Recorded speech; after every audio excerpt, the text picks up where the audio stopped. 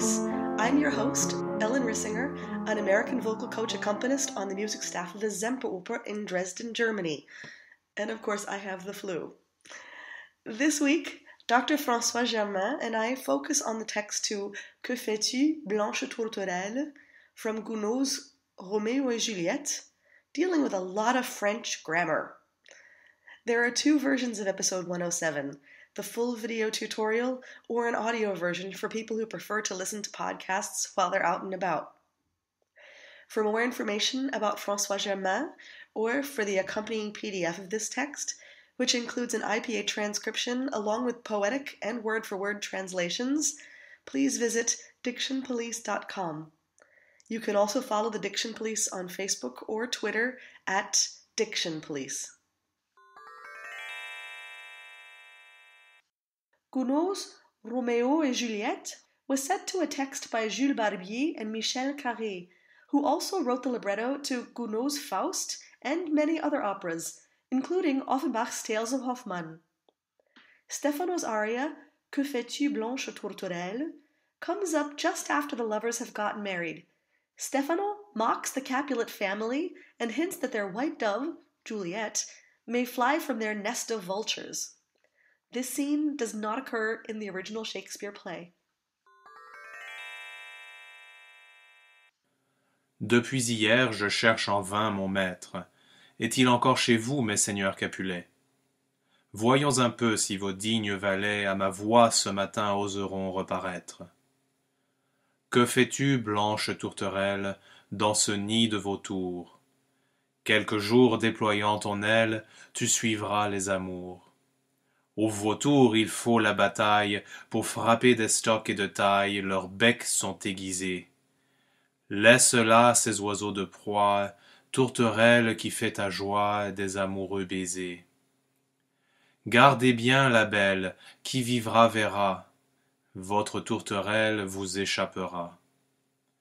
Un ramier loin du vert bocage, par l'amour attiré, alentour de ce nid sauvage a je crois soupiré. Les vautours sont à la curée, leurs chansons que fuient citérées résonnent à grand bruit. Cependant, en leur douce ivresse, nos amants comptent leur tendresse aux astres de la nuit. Okay, with this text we are going to jump all over the place because I have a few favorite things that come up every single time that I coach, and a lot of them actually come from grammar. Like the fact that we have, in the second verse of this, we have an a followed by a comma, and then the words I think, and then soupiré.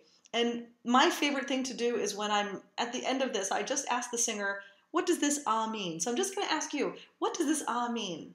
Well, it is a funny looking thing actually, even for a French person, the a with the comma right after it. So just to be clear, we're talking about a je crois soupirer. When you have a on its own in French, you will either find it with an accent grave or without the accent grave. If it doesn't have the accent grave, it indicates to you that this is the verb to have. It's some form of the verb to have. Yeah, and it's not the actual exclamation "ah" because it should be "ah" then, right? That's correct. So if you have "ah," it's "ah." Right. The exclamation. Which is what most people answer when they get here. They say, "Oh, it means ah." Yes. So it's not that. So we know it's not that. So now it's either going to be the preposition a, the one that usually we have with the accent grave, or the verb to have. Exactly. So in this case, we don't have the accent grave, so it's the verb to have.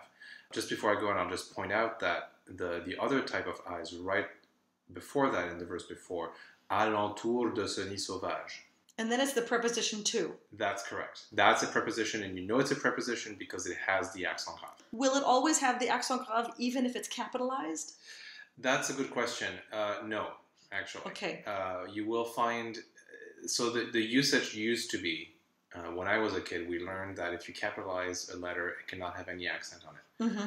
The modern usage has sort of come away from that, and even capital letters will have accents on them now. So you will find it like it is here with a capital A accent grave. That's also. But so yes, it's a good little caveat because sometimes you can't tell if it's capital letter. Mm-hmm. But here we know that we have a capital A with the accent and a capital A without the accent. So we know that the one without the accent is the verb to have. Mm-hmm. And the reason why this looks strange is because the word order is a little bit turned around because of the verse of poetry. So a really belongs to soupirer. It's the passé composé, the past tense in French. With the helping verb. That's correct. So a is a helping verb. A soupirer is the verb group in this case, and usually you would see them together. Mm-hmm. The question that you have to ask yourself is where the subject to that verb is. And this is where I have so much fun with this, because literally the subject of this verb is so far away. It's literally the very, very beginning of the second verse. It's un ramier. Exactly. And then you have commas, commas, commas, commas, commas. So everything between there is literally just getting in the way of saying un ramier. À soupirer. So that should be the simple core sentence. The clause here is un ramier à soupirer. A dove sighed. Exactly. But then there's all these added qualifiers in between that really make this sort of convoluted and obscure, right? Yeah. So for those of us who loved diagramming sentences as children, like crazy people like me, this makes lots and lots of sense. For people who did not enjoy diagramming sentences, embrace your inner diagrammer, because this is the kind of thing that will really help you figure out the structure of this kind of sentence. Yeah, that's correct. And if you don't do that little bit of analysis, then you won't actually be able to translate this properly. Exactly, and therefore not sing it properly. That's correct. You know, I guess the saving grace for this particular example is that the pronunciation doesn't really change from the two types of ahs. No, but the difference is if you sing this ah as an exclamation, you say ah je crois, and it gives it a different. Yeah, and also I think it's also nice to have not really a separation between the a and the je, but the awareness that it's not ah je crois, but it's ah je crois soupirer. Exactly. And since we're talking grammar, we get our third person plurals in this next section of the verse.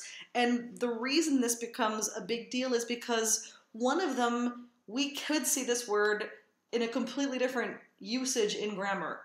So we're talking about the words raisonne and then compte. And with compte, we also have content. Yes, so content. Sorry, I should say that. It means content, yes. So it could be content. If you see that word out of context, you have no way of knowing whether it's content as in content or conte as in tell the story. Yeah. In this case, you have to, again, figure out whether this is a verb, whether it has a subject attached to it, whether it makes sense for it to be a verb. And if you look, you see that here we have nos amants content leur tendresse. So our lovers tell of their tenderness. And this tells you that you're dealing with a verb here, not with the adjective content. And therefore, it's a third person plural, ent ending, that turns into a schwa and not an anaison. Exactly. And with the first word, raisonne, we also get the liaison after this. We do. So liaison, just a quick reminder, liaison is when you have a silent consonant at the end of a word that gets pronounced because of the fact that it's followed by a word that starts with a vowel. There's a whole lot of rules that are attached to this, whether you're allowed to do it, not allowed to do it, have to do it. We don't have to get into that right now. Just know that in this case, you have a verb followed by a preposition, and that's usually a case of a mandatory liaison. So that T that was silent in raisonne, with just a schwa at the end, becomes pronounced. Raisonne à grand bruit, not raisonne à grand bruit. Exactly. And to sort of circle back to our first discussion with the a, in this case too, the subject is actually a little bit far removed from raisonne. And the subject here is leur chanson que fuit si terré. You have this whole other clause in the middle. Et raisonne à grand bruit. So This is how also you know that this is a verb and not something else. Exactly. Part of the reason we do liaisons is because in French we don't like to have two vowels back to back. Typically, yes. But we actually get two vowels back to back in sort of the recitative of this aria. Yes, so sometimes there's no way to avoid that, and you will have vowel collisions. You know, it's not like Italian, for instance, where you have all these phrasal diphthongs and they're, a dime a dozen all over the place. Exactly. In French, it's much rarer to have two vowels, a word that ends in a vowel and a word that starts in a vowel, so you have to sort of know what to do about that. Here in the verse, à ma voix ce matin oseront reparaître. You have matin that ends in the nasal vowel e, open e, matin, and then oseront that starts with the o. Matin here also has a silent n, so you could be tempted with this logic to do the liaison. But in this case, we don't, because we normally don't do a liaison after a noun in the singular, which is what matin is in this case. So here we're just going to go from matin to oseront pretty smoothly. Like we don't want to really elide them. We don't want to tie them together overly, but we also don't want to have a glottal separation between the two. We could also have a slight separation if we wanted to, as long as we're not then going, ooh, with That's our correct. tongue. And I think the separation here is more a matter of text clarification and grammar again. Because here again, oseront is a verb, and the subject to the verb is a little bit before that. Si vos dignes valets, and then this insertion of à ma voix ce matin, and then finally the verb for digne valet, oseront. So it helps to just have a little bit of separation to clarify that matin and oseront are not grammatically related. Exactly. They're not strongly tied together. Exactly.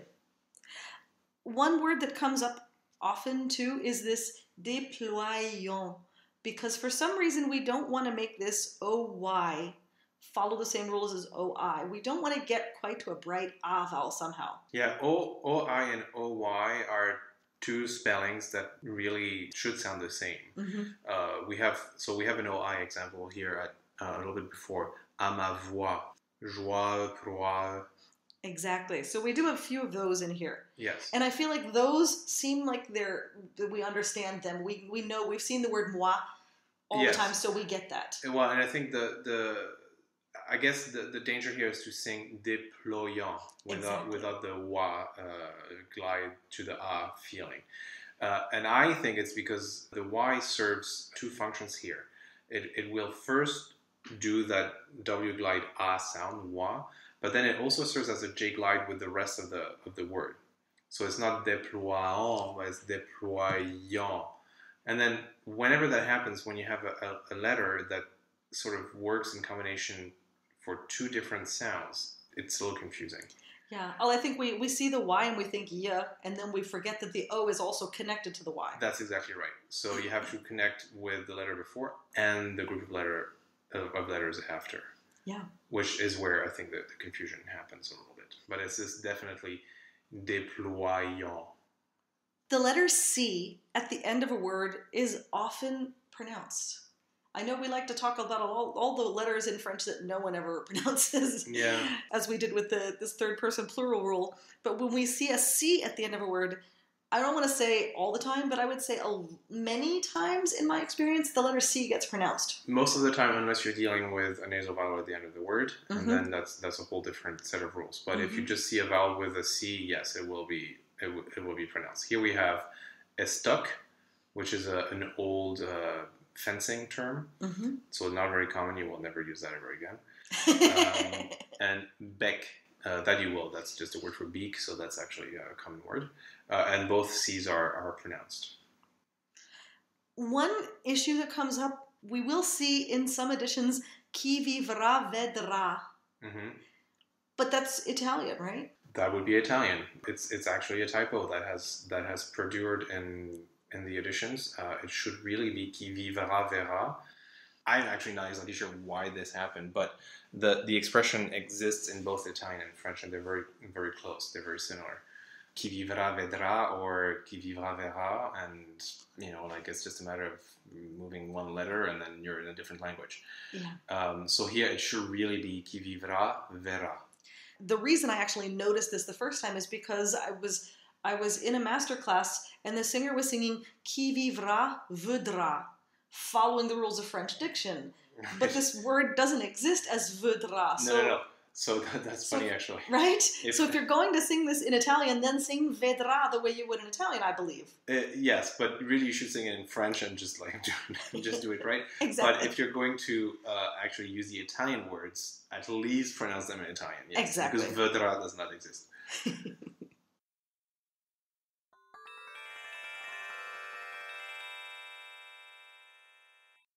We did jump around the text quite a bit, as I promised at the beginning of the interview. Now for a few things that we didn't cover. One of the biggest mistakes foreigners make when singing in French is to not make enough distinction between the O nasal and the A nasal. Oftentimes, both of these vowels will come out as on. It may be because older diction references use an open O for the O nasal, but it has become common practice to use the closed O for this sound, and it should be based on this very closed O vowel. The A nasal is based on the dark A, which is very close to an open O. These two sounds happen back to back in several phrases here. Déployant ton aile, Déployant ton aile, leur chanson, leur chanson que fuit Citérée, nos amants comptent. nos amants comptent leur tendresse. Be sure to get the underlying vowel correct so that you're singing the proper nasal vowel. In French, we don't double consonants. Instead, we keep the vowel as long as possible and the consonants are short and gentle. Since most of us studied Italian diction first, we see a double consonant and our first instinct is to try to lengthen it, but that's Italian. In French, double consonants serve only to open the vowel before them, usually. Raisonne will have a long open O. And when you see words like belle and tourterelle, be sure to linger on the open E vowel and not the double L that follows. These words will rhyme with the word for wing, aile, A-I-L-E, which is not to be confused with bataille and taille. The spelling I-L-L-E is a grouping that becomes the J-glide, so there's no L sound in these words at all.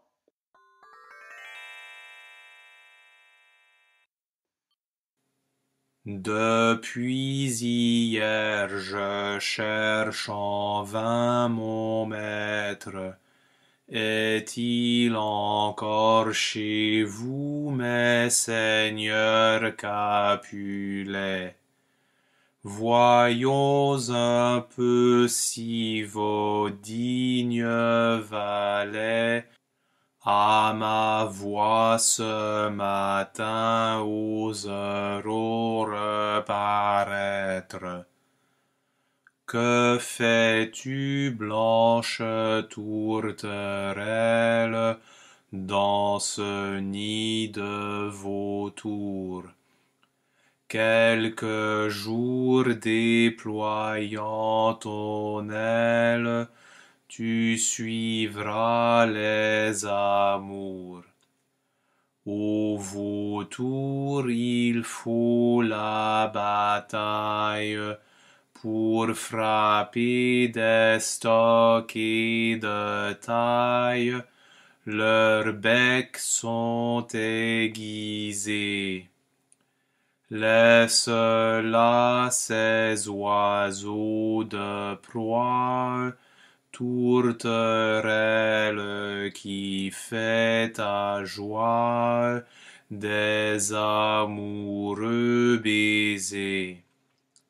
Gardez bien la belle qui vivra verra. Votre tourterelle vous échappera.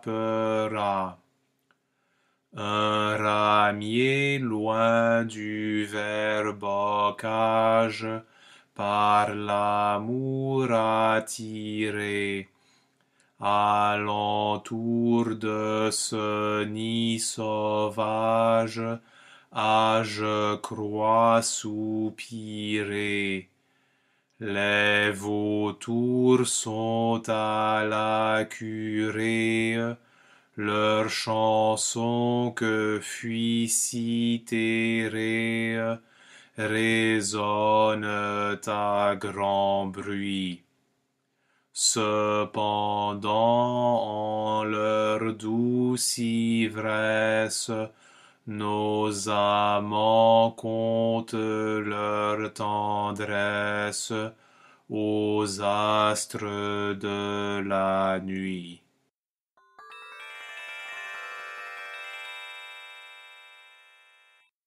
This interview with François Germain was conducted by Ellen Rissinger. Translation and Phonetic Guide by François Germain. This has been the Diction Police Special Diction Unit, a production of Singing Diction GbR.